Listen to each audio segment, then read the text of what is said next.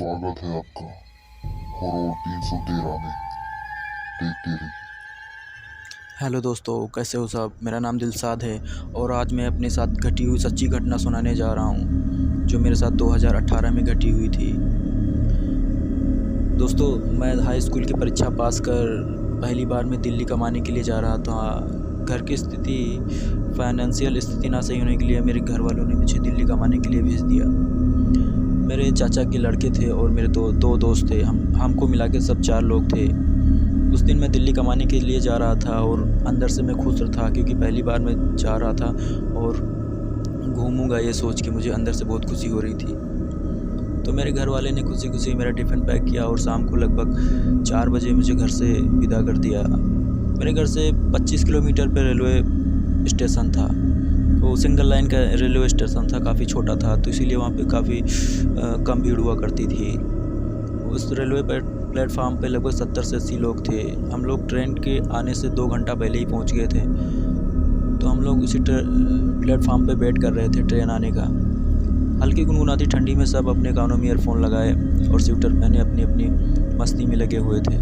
तो मेरे दोस्तों ने भी एक बेंच पर जाके बैठ गए। जो मेरी बेंच थी वो प्लेटफार्म के एकदम लास्ट में थी क्योंकि हम लोगों का टिकट जो था वो जनरल बोगी का था, तो इसीलिए हम लोग लास्ट में बैठे थे जहाँ पे, क्योंकि जो जनरल बोगी होती है वो एकदम लास्ट में वो आके रुकती है।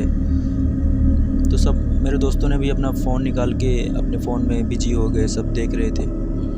तो मैंने भी पहली बार रेलवे स्टेशन देखा था, तो इधर उधर मैं देखने लगा और अंधेरों को देखता, फिर कभी रेलवे स्टेशन पे लगी हुई लाइटों को देखता। मुझे कुछ खुशी जैसी फील हो रही थी। तभी मुझे एक रेलवे ट्रैक से आती हुई एक औरत दिखी। उसकी एज लगभग 30 से 35 साल की थी। देखने में काफ़ी खूबसूरत थी वो औरत। येलो कलर की साड़ी में बहुत ही खूबसूरत लग रही थी। वो औरत मेरे को ही देख रही थी और आकर वो प्लेटफार्म पे वही कुछ दूर आने के बाद उसी रेलवे ट्रैक पर वो बैठ गई और मेरी तरफ देख रही, मुस्कुराते हुए मेरी तरफ देख रही थी। मैंने भी उसे देखा क्योंकि वो बहुत अच्छी लग रही थी। फिर मुझे शर्म आने लगी और मैं अपने मोबाइल में देखने लगा। अपनी मोबाइल की स्क्रीन को ऊपर नीचे स्क्रॉल कर रहा था। फिर मैंने उसको मुड़ के देखा तो वो औरत मेरे को ही देख रही थी और मुस्कुरा रही थी। वो मेरे को अपनी ओर आने का इशारा कर रही थी, लेकिन मैं शर्मा रहा था क्योंकि अभी मैं पहली बार घर से निकला था और किसी औरत से बोलने में भी बहुत शर्माता था।